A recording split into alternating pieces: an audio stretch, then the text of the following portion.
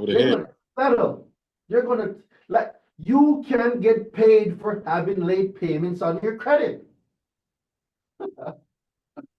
Okay, okay, Doreen, drink some water, because I think somebody in the back still didn't get it. Let me drink some water first. I'm gonna just give you guys a minute to just look over this so it can soak into the back of your mind. I'm gonna just drink some water.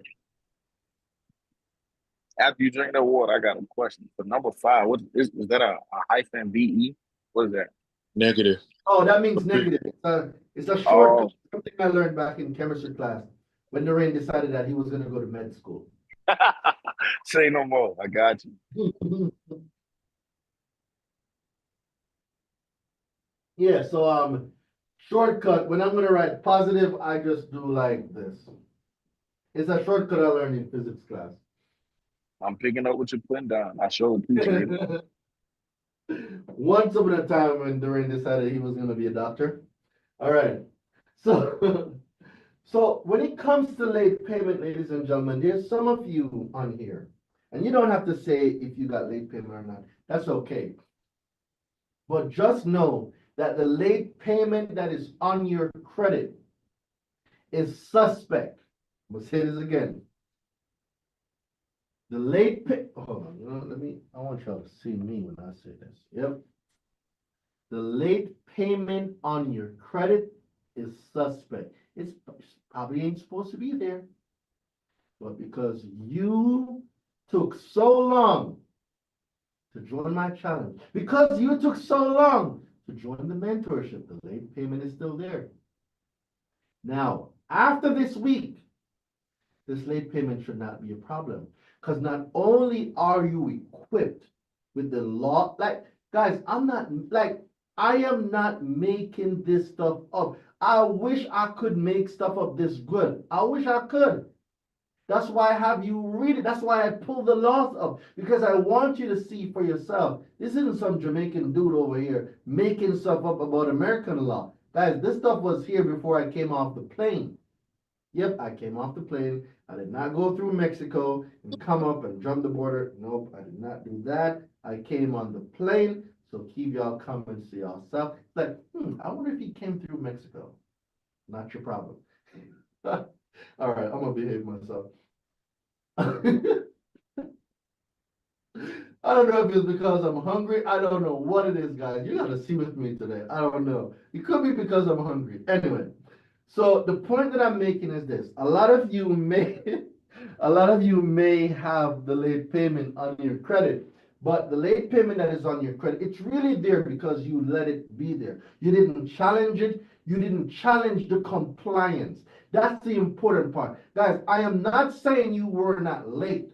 I'm not saying you missed the payment. I don't care. Not my problem. Were the agencies and the furnishers compliant with reporting the information as late? That is it. I will never tell you guys to say, oh, I was never late. Not my business. I don't care. What I do care about is, were they compliant with their reporting?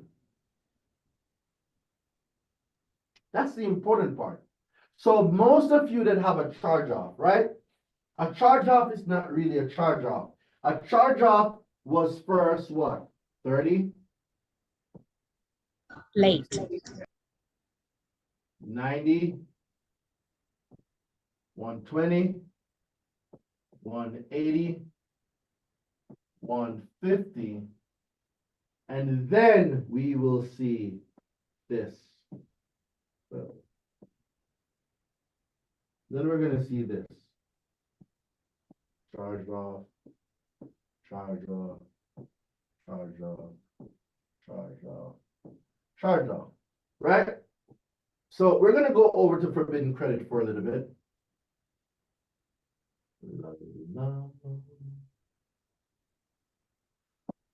Right, we're going to go to forbidden credit for a little bit.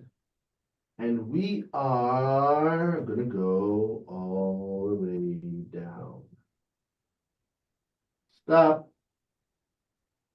Where are we? Child support.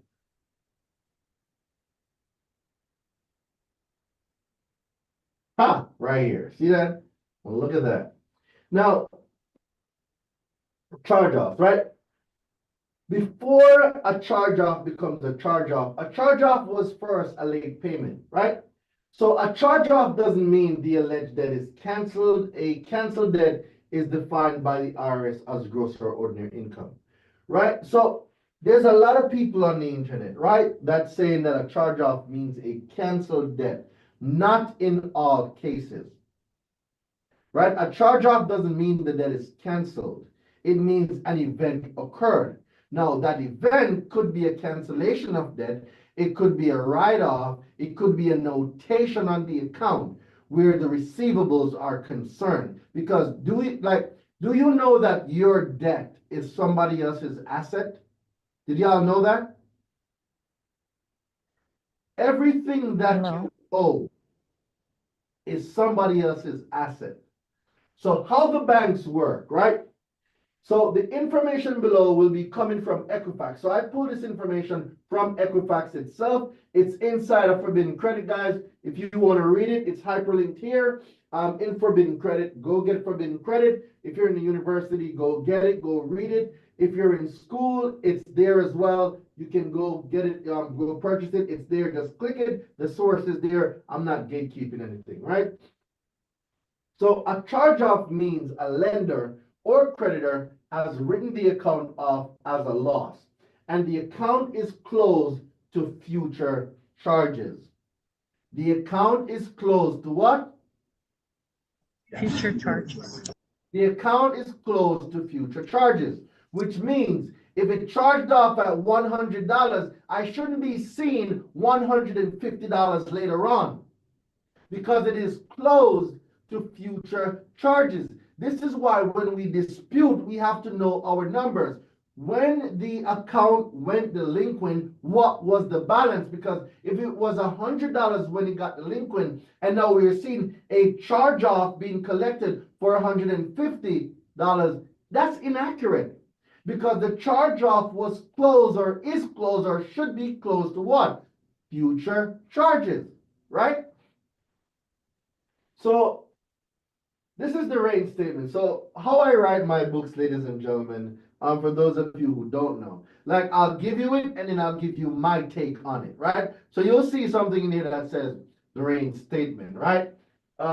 This is true, all right? Just picture me saying that in my Jamaican voice when you're reading the book. So when you're reading it and you're here and like I give you what Equifax says and then it says what Daraine said, like just picture me saying it in my Jamaican voice, all right? Like this is true. All right. So it may be sold to a debt buyer or transferred to a collection agency. Daraine statement. What? This is true. Right? You are still legally obligated to pay the debt. Daraine statement. Not in all cases. Right? So if the creditor canceled, discharged, or forgiven the debt, then you're not legally obligated to pay. If the debt is a collection, if the debt is a collection, a consumer can also refuse to what? Pay a debt. So not in all cases. Oh, Daraine forgot one thing there. If they're attempting to collect this charge off, right, and the charge off is categorized as a collection, but it's past the statute of limitations, you don't have to pay it legally. Y'all see what I'm saying? So not in all cases do you have to pay a charge-off. Can you pay a charge-off? Yes, you negotiate a pay-for deletion. So if you've fallen behind on payments for one of your credit accounts, you may be notified or you may see on your credit report that the debt has been charged off. But what does this mean exactly and how can it impact credit reports and credit scores? Here are some frequently asked questions regarding charge-off. Some of you might even have these very same questions. What is a charge-off? Simply put, a charge-off means that the lender or creditor has written the account off as a loss and the account is closed to future charges. It may be sold to a debt buyer or transferred to a collection agency. So some of you might be saying, so does that mean I don't owe the debt anymore? The answer to that is no. You're still legally obligated to pay the debt. If the debt is sold to a debt collector or debt buyer or transferred to a collection agency, it may appear twice on your credit reports, once from the original creditor and once from the collection agency or debt buyer. And this goes back to what Donnell asked earlier. Is it right for that to happen? No. So you have to dispute it. These things may happen. It doesn't happen all the time, but does it happen? Yes, it does happen.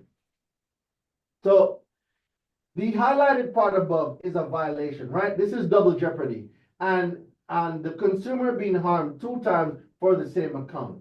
So the statement from Equifax is that if the debt is sold or transferred, you may end up making payments directly to the collection agency or debt buyer, not the original lender.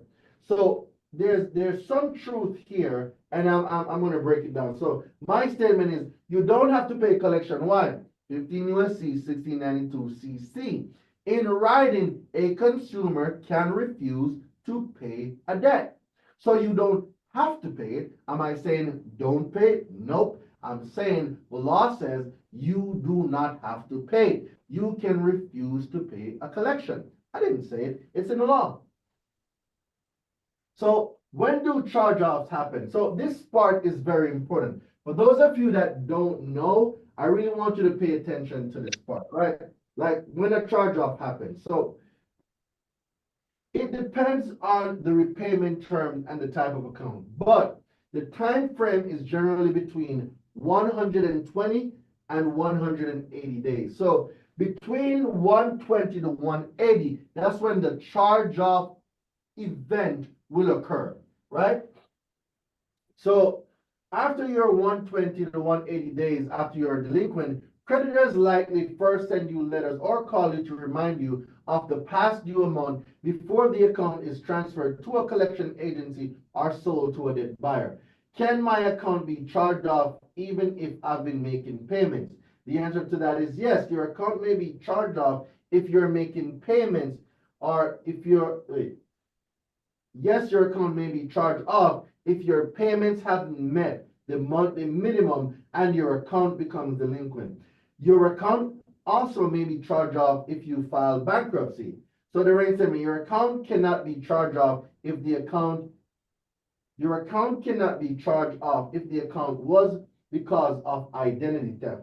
This is a very important part that I want you guys to write down. If the account came from an alleged identity theft, that account cannot be charged off. Accounts that arise from identity theft cannot be charged off. Okay, I'm going to say this again for somebody in the back.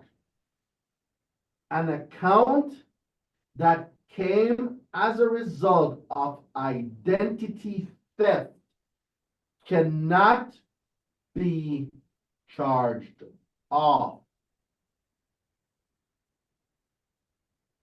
Got it?